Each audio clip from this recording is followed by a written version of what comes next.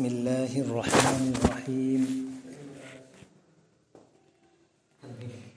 إن الله لا يستحيي أن يضرب مثلا ما بعوضة فما فوقها فأما الذين آمنوا فيعلمون أنه الحق من ربهم وأما الذين كفروا فيقولون ماذا أراد الله بهذا مثلا يضل به كثيرا ويهدي به كثيرا وما يضل به إلا الفاسقين الذين ينقضون عهد الله من بعد ميثاقه ويقطعون ما أمر الله به أن يوصل ويفسدون في الأرض أولئك هم الخاسرون صدق الله العظيم۔ اللہ اس سے ہرگز نہیں شرماتا کہ مچھر یا اس سے بھی حقیر تر کسی چیز کی تمثیلیں بیان کرے۔ جو لوگ حق بات کو قبول کرنے والے ہیں وہ انہی تمثیلوں کو دیکھ کر جان لیتے ہیں کہ یہ حق ہے جو ان کے رب ہی کی طرف سے آیا ہے، اور جو ماننے والے نہیں ہیں وہ انہیں سن کر کہنے لگتے ہیں کہ ایسی تمثیلوں سے اللہ کو کیا سروکار۔ اس طرح اللہ ایک ہی بات سے بہتوں کو گمراہی میں ڈال دیتا ہے اور بہتوں کو راہ راست دکھا دیتا ہے، اور گمراہی میں وہ انہی کو مبتلا کرتا ہے جو فاسق ہیں۔ اللہ کے عہد کو مضبوط باندھ لینے کے بعد توڑ دیتے ہیں۔ اللہ نے جسے جوڑنے کا حکم دیا ہے اسے کاٹتے ہیں اور زمین میں فساد برپا کرتے ہیں۔ حقیقت میں یہی لوگ نقصان اٹھانے والے ہیں۔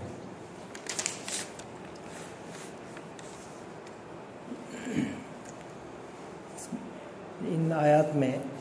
قرآن مجید میں جو گفتگو کی گئی ہے تو بہت ساری باتیں ایسی بھی ہیں کہ جو ہمارے اس انسانی عقل و دانش سے ان باتوں کو نہیں سمجھا جا سکتا ہے۔ جیسے کہ ابھی پچھلی آیت میں ہی جنت کی نعمتوں میں سے بعض نعمتوں کا تذکرہ ہوا، اسی طرح خود اللہ کی صفات ہیں کہ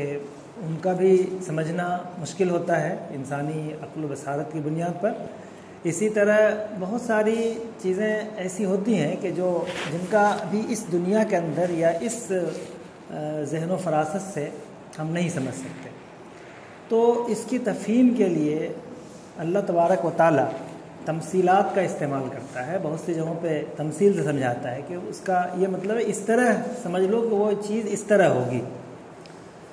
یہ طریقہ تفہیم بہت ہی معروف طریقہ ہے، ہمیشہ سے رائج رہا ہے اور اچھا طریقہ ہے تاکہ بات کو اچھے طریقے سے سمجھا دیا جائے۔ اس پر اور پچھلی آیات میں اور بھی متعدد مقامات پر چیلنج پیش کیا گیا کہ اس طرح کا کلام نہیں لا سکتے۔ تو اب ظاہر ہے کہ اس طرح کا کلام نہیں لا سکتے، اس چیلنج کو قبول کرنے کی صلاحیت نہیں تھی، نہ قبول کیا جا سکتا تھا۔ تو اس کے جواب میں لوگ قرآن پر معترض ہوئے کہ کوئی نہ کوئی قرآن مجید پر اشکال کیا جائے ان آیات پر۔ تو یہ اعتراض بھی کیا گیا کہ قرآن مجید میں تو اس طرح کی چیزوں کا تذکرہ ہے، مچھروں کے ذریعے بات کی جاتی ہے اور مکھیوں کی مثال دی جاتی ہے، اور تمثیل کا طریقہ اسلوب اپنایا جاتا ہے، جبکہ تمثیل کا طریقہ کاہنوں کا، نجومیوں کا، دیویوں کا، اس طرح کے چیزوں کا طریقہ اسلوب ہے، اسلوب گفتگو ہے۔ تو اس طرح کا اسلوب قرآن مجید میں اپنایا گیا۔ اس کا یہاں پر جواب دیا گیا ہے کہ قرآن مجید میں جو تمثیل کا طریقہ استعمال کیا گیا ہے وہ تمثیل تفہیم کے لیے ہے، سمجھانے کے لیے ہے۔ اس میں نہ تو کوئی اور طریقہ اختیار کیا گیا جو دیویوں کا ہے، نہ اس پہ یعنی اس کا انحصار ہے، اور نہ کاہنوں اور نجومیوں کے طریقے سے یا اسلوب گفتگو سے سیکھا گیا ہے، بلکہ قرآن مجید اور ایک انسانی تفہیم کے لیے، انسان کو سمجھانے کے لیے، چونکہ ایسی چیزیں قرآن مجید میں بیان کی گئی ہیں کہ جو انسان کو اس دنیا میں اس ظاہری آنکھوں سے اور ظاہری فہم سے سمجھ میں نہیں آ سکتی، تو اسی لیے اس کو اس طرح سمجھایا گیا۔ فرمایا گیا کہ اللہ تبارک و تعالیٰ اس میں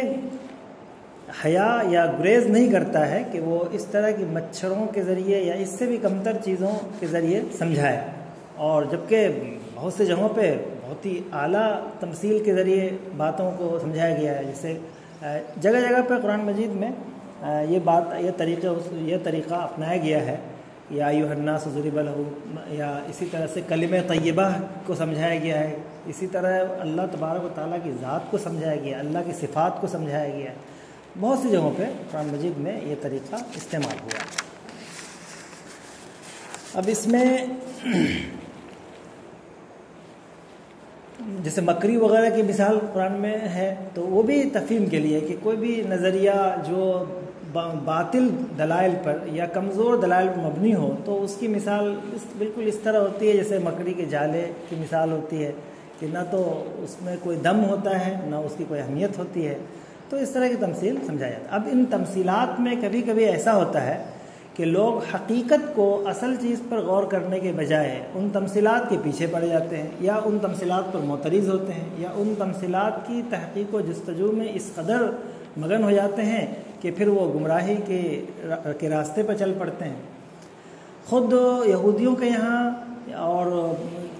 توریت میں تو کم، لیکن اس کی جو شروحات ہے تلمود وغیرہ اس میں بے شمار تمثیلات آئی ہیں، لیکن یہودیوں نے اور اس سے ماقبل کے لوگوں نے تمثیلات کو ہی اصل سمجھ لیا اور ان تمثیلات پر تحقیق و جستجو اور اس کی بڑی بڑی اس کے متعلق تصانیف اور اس میں لگ گئے، جبکہ حقیقت بتانا یہ تھا کہ اس سے ہدایت کا اسلوب سمجھانا تھا، ہدایت کا راستہ بتانا تھا۔ وہ تمثیلات مقصود نہیں تھیں، لیکن ان تمثیلات کی تحقیقات میں اس قدر پڑ گئے کہ پھر وہ لوگ اصل ہدایت کو چھوڑ کر کے گمراہی کے راستے پہ چلے آئے، جس کو یہاں پہ کہا گیا کہ فَأَمَّا الَّذِينَ آمَنُوا فَيَعْلَمُونَ أَنَّهُ الْحَقُّ مِن رَّبِّهِمْ، کہ جو لوگ جن کو ایمان لانا ہی ہوتا ہے وہ ان تمثیلات کی تحقیقات یا ان تمثیلات سے معترض نہیں ہوتے، بلکہ ان کو جو اصل بات سمجھانا مقصود ہوتا ہے وہ اس بات کو سمجھ لیتے ہیں۔ اور جن لوگوں کو انکار ہی کرنا ہوتا ہے، اصل مدعا کو نہیں سمجھنا ہوتا ہے، ان پر اعتراض کرنا ہوتا ہے، تو پھر وہ کچھ اور بھی چیزیں اولاً تو وہ اعتراض کرتے ہیں کہ یہ کیسی تمثیل ہے، فَيَقُولُونَ مَاذَا أَرَادَ اللَّهُ بِهَذَا مَثَلًا، اس تمثیل کی کیا ضرورت ہے، اس تمثیل سے کیا مطلب لیا گیا ہے، اس میں وہ لگ جاتے ہیں۔ اور جب انہی تمثیلات کو اصل مدعا سمجھ لیتے ہیں، جبکہ تمثیل مدعا نہیں ہے، متشابہ بھی مدعا نہیں ہے، بلکہ جس کی تشبیہ دی گئی ہے وہ ہے اصل مدعا، اس کو مدعا کو چھوڑ کر کے متشابہات کو یا تمثیلات پر غور و فکر کرنے لگتے ہیں، اسی میں لگ جاتے ہیں، تو یضل بہ کثیرا، تو اس سے بہت سارے لوگ گمراہ ہو جاتے ہیں، گمراہی کے راستے پہ پڑ جاتے ہیں، اور بہت سارے لوگوں کو اس سے ہدایت ملتی ہے۔ لیکن گمراہی کا راستہ وہ اختیار کرتے ہیں جو کجی کی نظر سے یا اس میں خامیاں اور کوتاہیاں تلاش کرنے کے لیے اللہ کے کلام میں تحقیق کرتے ہیں، جستجو کرتے ہیں، وہ لوگ اس سے گمراہی کے راستے پر چلے جاتے ہیں، الا الفاسقین۔ اب خاص طور پہ جو اللہ تبارک و تعالیٰ کے کلام میں جو نقص ڈھونڈتے ہیں یا جو لوگ اس کے ذریعے سے گمراہ ہوتے ہیں، جو بھی بہانے بنا کر تمثیلات کا بہانہ ہو یا اور بھی کوئی چیز، تو وہ کون لوگ ہوتے ہیں، ان میں خاص طور پہ کیا اوصاف پائے جاتے ہیں کہ جو لوگ اس طرح کے راستے پر چل پڑتے ہیں، تو ان میں بتایا گیا کہ وہ تو شروع سے ہی ان کے ذہن میں یہ ہوتا ہے کہ وہ اللہ تبارک و تعالیٰ کی بات کو نہیں مانیں گے، اللہ تبارک و تعالیٰ سے کیے ہوئے عہد کو نہیں مانیں گے، توڑنا ہی ہے عہد کو، تو اسی وجہ سے وہ اس کو نہیں مانتے ہیں۔ جیسے کہ خاص طور پہ اصل میں نقض عہد ایک بہت معروف اور مشہور اصطلاح ہے یہودیوں کے حوالے سے، انہوں نے ہمیشہ اپنے اللہ تبارک و تعالیٰ سے کیے ہوئے عہد کو، نبیوں سے کیے ہوئے عہد کو ہمیشہ سے توڑا ہے، یہ ان کی تاریخ رہی ہے، تو اس تاریخ کی طرف بھی تعریض ہے، چونکہ مخاطب وہاں پر جو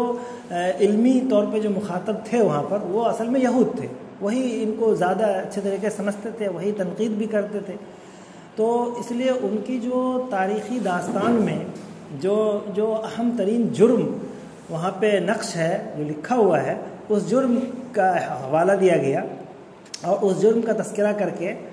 خود یہودیوں کی تاریخ پر تعریض کی گئی، ورنہ اصل تو تمام انسانوں میں یہ چیز ہو سکتی ہے کہ جو لوگ بھی اللہ تبارک و تعالیٰ کے معاہدہ کو توڑتے ہیں وہ لوگ اس سے گمراہی اختیار کرتے ہیں، وہ لوگ ہی ان تمثیلات کے پیچھے پڑتے ہیں یا اس پہ اعتراض کرتے ہیں۔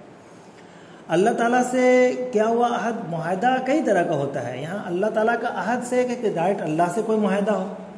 تو انسان جب اس دنیا میں آنکھیں کھولتا ہے تو اللہ تعالیٰ سے اس کا معاہدہ ہوتا ہے۔ قرآن مجید میں اس معاہدے کا کئی جگہ پہ تذکرہ، کیا معاہدہ ہوتا ہے، جیسے کہ ایک جگہ بیان کیا گیا کہ بیع و شراء کا معاہدہ اللہ تعالیٰ سے ہے، ان اللہ اشتری من المؤمنین انفسهم واموالهم بان لهم الجنہ، تو مال و جان کا اللہ تعالیٰ سے معاہدہ ہوتا ہے۔ ایک معاہدہ اللہ کا معاہدہ سے مراد یہ ہے کہ اللہ